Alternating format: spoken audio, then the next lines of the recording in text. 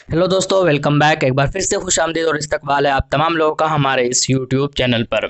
आइए बात करते हैं हम लोग महागठबंधन के बारे में। आइए बात करते हैं हम लोग बिहार के विधानसभा चुनाव के बारे में। हम बात करेंगे इस वीडियो के अंदर एनडीए का जो गठबंधन है उसके बारे में। बात करेंगे एआईएमआईएम के गठबंधन के बारे में। आइए इन सारे अपडेट्स को जानने की कोशिश करते हैं। तो पहले आप लोगों से रिक्वेस्ट है कि आप लोग जो नए हैं वो चैनल को सब्सक्राइब कर लें।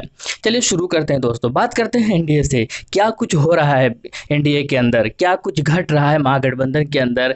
क्या एआईएमआईएम किसी पार्टी से गठबंधन के मूड में है, क्या दूसरी पार्टी भी एमआईएम से गठबंधन के लिए तैयार हो गया है। आइए इसी के जवाब ढूंढने की कोशिश करते हैं। बात करते हैं पहले एनडीए गठबंधन की। तो जहां पर पहले से एनडीए के अंदर चिराग पासवान की पार्टी, दूसरी ओर बीजेपी की पार्टी, तीसरी ओर जो है वो नीतीश कुमार की पार्टी यानी कि जदयू जो है, ये तीनों मिलकर एक महागठबंधन तैयार हुआ था जिसको एनडीए बोलते हैं। लेकिन एनडीए के अंदर फिलहाल जो है कुछ अच्छा खासा चल नहीं रहा है। जहां पर चिराग पासवान नीतीश कुमार से पहले से ही नाराजगी दिखाते आए हैं, जबकि बीजेपी की ओर वो उनका सपोर्ट हमेशा रहा है और उन्होंने हमेशा कहा है कि अगर बिहार के अंदर कोई सीएम बनेगा तो वो जो डिसीजन लेगी वो बीजेपी की सरकार लेगी, ना कि जदयू और ना ही नीतीश कुमार इसका फैसला करेंगे। इसीलिए उन्होंने कई बार पर्सनल अटैक किया था जदयू की सरकार पर, नीतीश कुमार पर कई बार निशाना साधने की कोशिश की थी चिराग पासवान की पार्टी और चिराग पासवान खुद भी।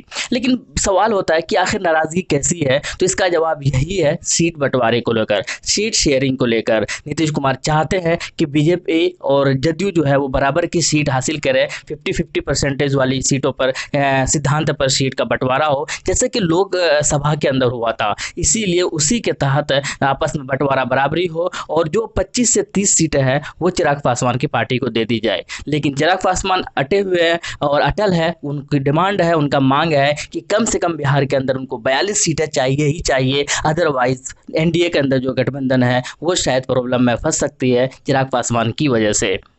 इसीलिए ये बात बिल्कुल क्लियर है कि अभी जो है फिलहाल एनडीए के अंदर जो सब कुछ कहा जा रहा था जैसे कि शुरू से कि एनडीए के अंदर सब कुछ ठीक चल रहा है, तो ऐसा बिल्कुल नहीं है। एनडीए के अंदर बिल्कुल ठीक नहीं चल रहा है चिराग पासवान की वजह से, सीट जो का बंटवारा है उसकी वजह से।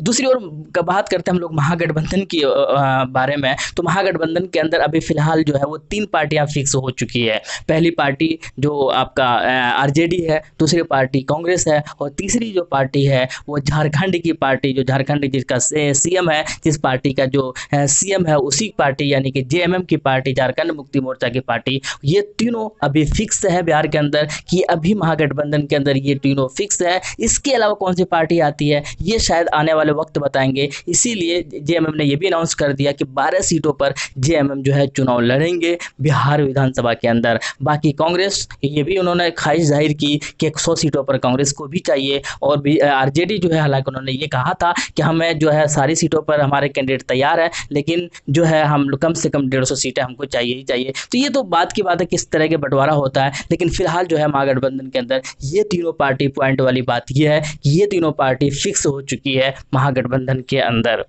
दूसरी ओर एआईएमआईएम की अगर सोर्सेज की माने तो उनका ये कहना है, उनके नेताओं की उनके अगर माने तो उनका ये कहना है कि अभी भी कुछ पार्टी से, कुछ लीडर से, कुछ नेताओं से उनकी बात हो रही है, लेकिन कन्फर्मेशन अभी भी आना बाकी है। क्योंकि वक्त इतना ज़्यादा है इसीलिए इतनी हड़बड़ी नहीं है, इतने जल्दी रिस्पॉन्स की ज़रूरत भी नहीं है। इसलिए क्योंकि एआईएम अपने हिसाब से काम कर रही है, अपने हिसाब से वो तैयारियां भी कर रही है, अपने हिसाब से हर तरह की जो है वो शायद वो एकदम भरपूर तरीके से जोर और शिद्दत के साथ जो बिहार के अंदर तैयारियां कर रही है। चाहे सदस्यता का अभियान हो, चाहे फिर बहुत सारे लोगों को अपने पार्टी की ओर कन्विंस करना, ये सारी चीज़ें बताता है कि एक अच्छा प्लानिंग के साथ एआईएमआईएम जो है बिहार के अंदर तैयार है चुनाव लड़ने के लिए। जबकि सोर्सेज का मानना है कि एक पार्टी जो तीसरा मोर्चा है उनको जो है अप्रोच करने की कोशिश किया है। हालांकि ये शायद उतना ज़्यादा ऑथेंटिक नहीं है, लेकिन फिर भी कोशिश की है। इसका रिस्पॉन्स क्या आता है ये शायद आने वाले वक्त में पता चल जाएगा। दूसरा ये है कि महागठबंधन से अभी जवाब नहीं आया है,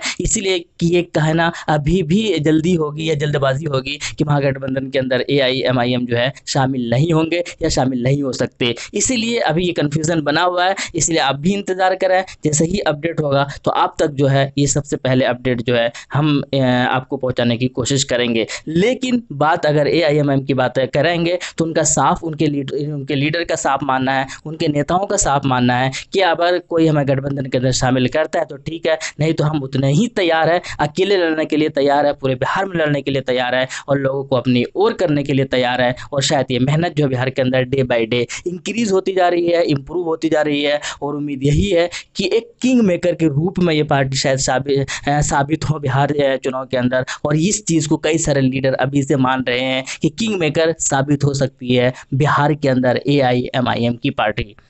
दूसरी ओर कुछ छोटी छोटी पार्टी जैसे पप्पू यादव की पार्टी अभी तक कुछ समझ में नहीं आया कि किसकी तरफ या किधर जाएंगे। दूसरी अब मांझी की पार्टी, मांझी चाहती है कि महागठबंधन के अंदर शामिल हो, लेकिन तेजस्वी यादव मांझी को पसंद नहीं करते, क्योंकि मांझी जो है तेजस्वी यादव को सीएम नहीं देखना पसंद कर रहे हैं। दूसरी ओर मांझी ज़्यादा से ज़्यादा सीट मांग रहे हैं, ये शायद तेजस्वी यादव को पसंद नहीं है, क्योंकि तेजस्वी यादव को ये भी पता है कि अकेले मांझी कुछ नहीं कर सकता। क्या मांझी अकेले चुनाव लड़ेंगे? क्या मांझी किसी और के साथ जाएंगे? क्या मांझी एनडीए ज्वाइन करेंगे? ये सारे सवालों का जवाब जो है आने वाले वक्त में हमें पता चल जाएगा। लेकिन चाहे वो मांझी की पार्टी हो, चाहे वो कुशवाहा की पार्टी हो, चाहे वो पप्पू यादव की पार्टी हो, जितनी भी छोटी पार्टियां हैं ये सारी या चिराग पासवान की पार्टी हो, तो ये सारी जो पार्टियां बेसिकली सीट शेयरिंग को लेकर, सीट बंटवारे को लेकर ही प्रॉब्लम है। ये चाहते हैं कि हमें ज़्यादा से ज़्यादा सीट मिले, जबकि बड़ी पार्टी है कि नहीं उन्हें कम से कम सीट मिले। ये सारी चीज़ें ये चलती रहेंगी, जैसे जैसे वक्त आता रहेगा उलझते रहेंगे और हम जो है अपडेट आपको देते रहेंगे। आने वाले वक्त में क्या होता है, कैसे होता है,